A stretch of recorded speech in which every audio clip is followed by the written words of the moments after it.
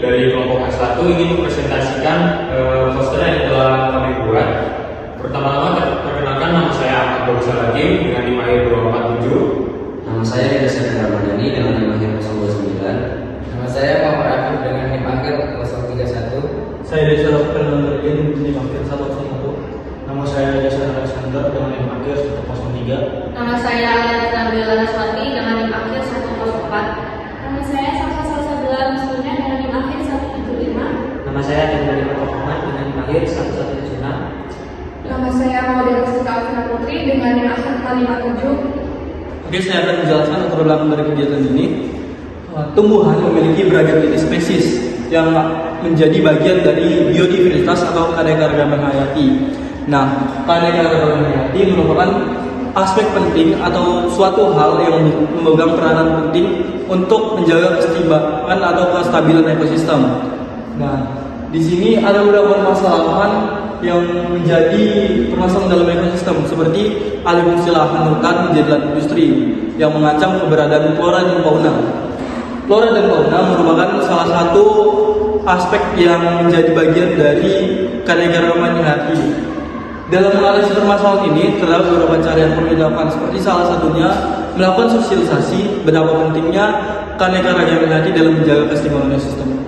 Tujuan dilaksanakan aktivitas tersebut adalah menganalisis bagian-bagian tumbuhan, lalu menganalisis morfologi tumbuhan secara sistematis, dan terakhir menganalisis morfologi tumbuhan untuk pelestarian keragaman biodiversitas. Selanjutnya adalah tanaman loset. Di poster ini satu-satunya tanaman lengkap yang kami temukan adalah tanaman loset. Contohnya seperti ini. Tanaman loset sendiri merupakan tanaman herba semusim yang dapat tumbuh di berbagai tempat seperti di lahan pertanian, di perkebunan ataupun di pekarangan dengan ketinggian dari 20 hingga 80 cm. Tanaman ini merupakan tanaman C3 yang berarti tanaman ini itu sensitif terhadap naungan dan membutuhkan cahaya matahari yang optimal. Selanjutnya, tanaman ini memiliki bunga majemuk, yaitu bunga yang dalam satu kapitulum itu ada dua bunga. Yang pertama itu bunga boran putih yang berfungsi untuk menarik serangga penyerbu. Yang kedua adalah bunga yang berwarna kuning itu berfungsi sebagai organ reproduksi utama. Selanjutnya, dengan adaptasi seperti itu, tanaman ini mampu bertahan di berbagai jenis lingkungan dan berperan penting untuk mendukung keberlanjutan melalui interaksi dengan antara serangga penyerbup dan juga penyebar biji. Tanaman kopi yang dikenal dengan nama ilmiah kopi merupakan tanaman yang berfamili Rubiaceae, dan tanaman ini berasal dari hutan tropis Ethiopia dan kemudian menyebar ke seluruh dunia, terutama melalui perdagangan Arab di Yaman. Tanaman ini dapat tumbuh optimal di daerah tropis dan subtropis dengan ketinggian 200 sampai 200 meter di atas permukaan laut dengan rendah suhu antara 18 derajat Celcius sampai 22 derajat Celcius. Tanaman kopi memiliki bentuk daun oval dengan tulang daun yang menyirip dan tepi yang halus serta permukaan yang datar. Tepi daun yang halus dan permukaan daun yang datar ini bermanfaat bagi tanaman karena tanaman dapat mengurangi kehilangan air melalui proses transpirasi dan dapat membantu tanaman untuk bertahan dalam kondisi yang kering. Terus pada bagian batang tanaman ini tumbuh tegak dengan disertai perkembangan yang baik dengan arah pertumbuhan vertikal yang mendukung cabang-cabang tumbuh secara simetris, dan tanaman kopi ini memiliki akar tunggang yang kuat dan pendek dengan akar samping yang menjual di samping. Tipe tajuk pada tanaman kopi berbentuk semak dengan pencambungan yang dapat menciptakan naungan yang alami dan efektif bagi area yang di bawahnya. Oke, di sini saya akan menjelaskan mengenai perhitungan tinggi tanaman kopi.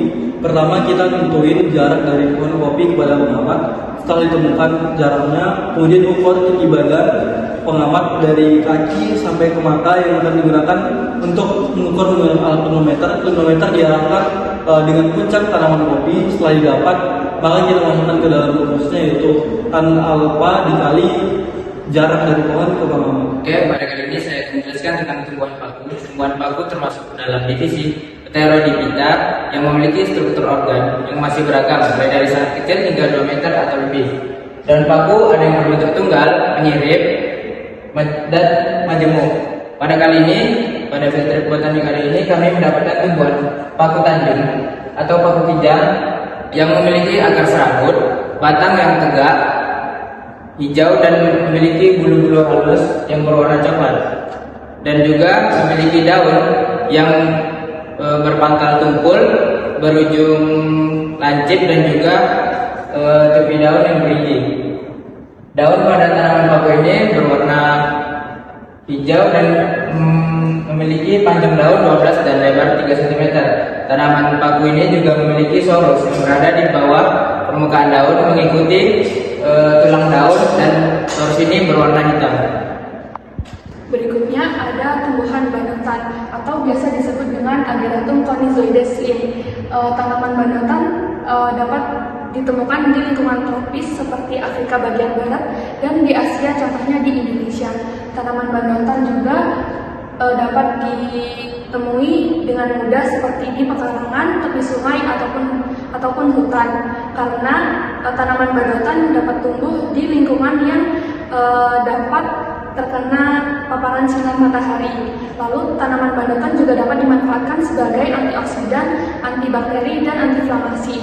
Berikutnya, tanaman banutan memiliki tinggi 10-120 cm dan berbatang tegak dan memiliki tangkai. Lalu letak daun dari tanaman banutan sendiri berhadapan dan bersilang atau komposit.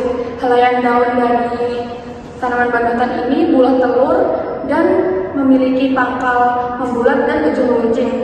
Lalu memiliki panjang sekitar 1-10 cm dengan lebar 0,5-6 cm. Kedua permukaan berambut panjang dengan kelenjar yang berada di dalam bagian bawah permukaan daun. Lalu untuk bunganya berjumlah majemuk, mengumpul menjadi 3 ataupun lebih, dan berbentuk malai rata keluar dari ujung tangkai dan berwarna putih keunguan.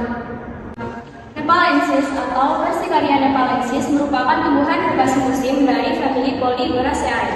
Tumbuhan ini dapat ditemukan di berbagai habitat, terutama pada ketinggian 1.200 hingga 4.100 meter pada wilayah Himalaya, Asia Tenggara, hingga Afrika tropis.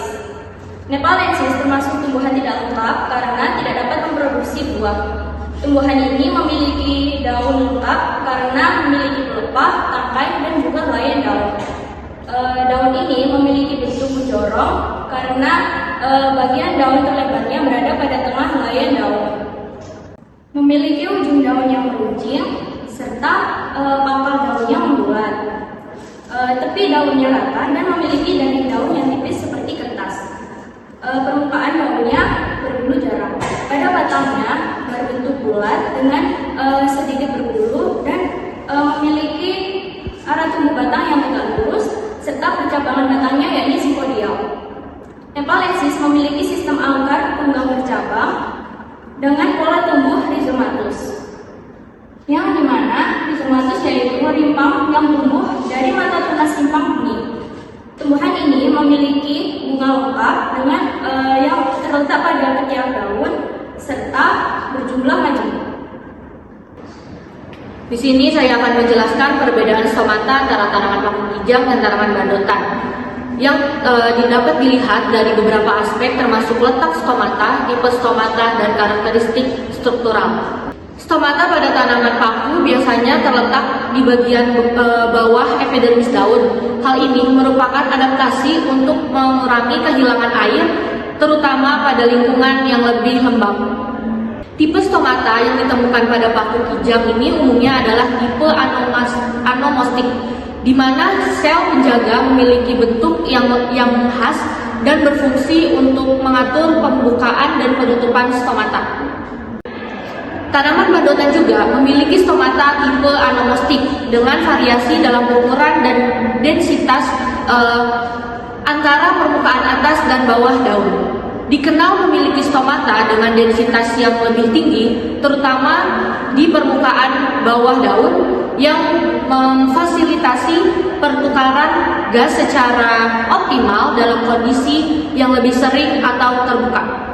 Kesimpulan yang didapatkan dari hasil filter ini ya, filter ini merupakan salah satu wadah mahasiswa dalam mengidentifikasi secara langsung mengenai morfologi tumbuhan yang terdapat di lapangan. Dalam kegiatan filter ini terdapat berbagai macam tumbuhan yang terdiri dari tanaman, kopi, losek, neoplasis, paku kijang, dan bandotan. Jika ditinjau dari aspek morfologi, tumbuhan tersebut memiliki karakteristik morfologi yang berbeda-beda. Perbedaan tersebut terdapat dari bunga, daun, batang, buah, biji, hingga akar. Lalu karakteristik morfologi yang berbeda merupakan salah satu cara tumbuhan untuk beradaptasi di suatu lingkungan. Setelah mengetahui perbedaan melalui identifikasi tumbuhan, mahasiswa diharapkan dapat memahami bahwa perbedaan tersebut memiliki manfaat tumbuhan dalam tumbuh dan berkembangnya. Puji syukur kehadirat Tuhan Yang Maha Esa telah memberikan karunia kepada kita sehingga kita dapat menyelesaikan praktikum mata kuliah botani ini dengan baik.